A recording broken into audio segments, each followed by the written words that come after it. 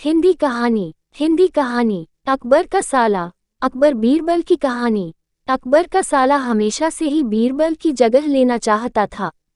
अकबर जानते थे कि बीरबल की जगह ले सके ऐसा बुद्धिमान इस संसार में कोई नहीं है। फिर भी जोरू के भाई को वह सीधी नहीं बोल सकते थे। ऐसा करके वह अपनी लाडली बेगम की बेरुखी मोल नहीं लेना चाहते थे।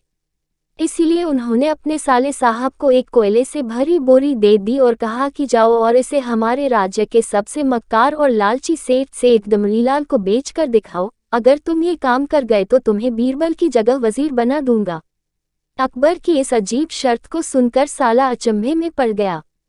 वह कोयले की बोरी लेकर चला तो गया, पर उसे पता था कि वह सेठ किसी की बातों में नहीं आने वाला, ऊपर से वह उल्टा उसे ही चूना लगा देगा। हुआ भी यही, सेठ दमरीलाल ने कोयले की बोरी के बदले एक ढेला भी देने से इनकार कर दिया। साला अपना समूह लेकर महल वापस लौट आया और अपनी हार स्वीकार कर ली।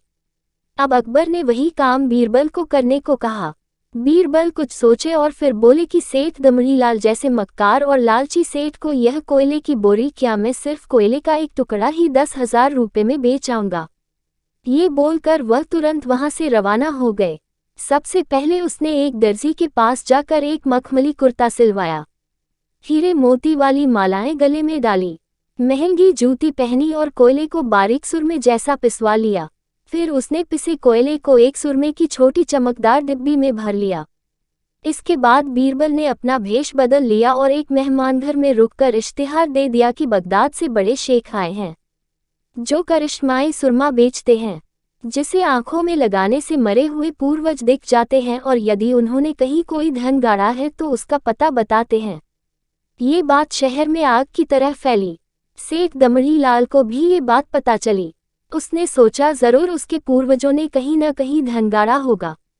उसने तुरंत शेख बने बीरबल से संपर्क किया और सुरमे की डिब्बी खरीदने की पेशकश की। शेख ने डिब्बी के 20,000 रुपये मांगे और मोल भाव करते करते 10,000 में बात तय हुई। पर सेठ भी होशियार था। उसने कहा मैं अभी तुरंत ये सुरमा लगाऊंगा और अगर मुझे मेरे पूर्वज नहीं दिखे तो मैं पैसे वापस ले लूंगा। बीरबल बोला, बिल्कुल आप ऐसा कर सकते हैं। चलिए शहर के चौराहे पर चलिए और वहां इसे जांच लीजिए। सुरमे का चमत्कार देखने के लिए भीड़ इकट्ठा हो गई।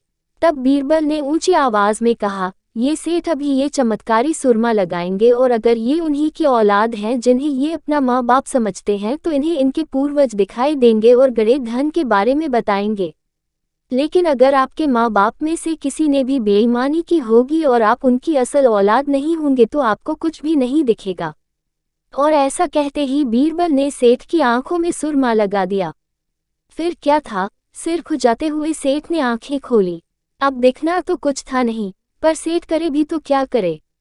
अपनी इज्जत बचाने के लिए सेठ ने 10,000 बीरबल के हाथ थमा दिए और मुंह फुलाते हुए आगे बढ़ गए।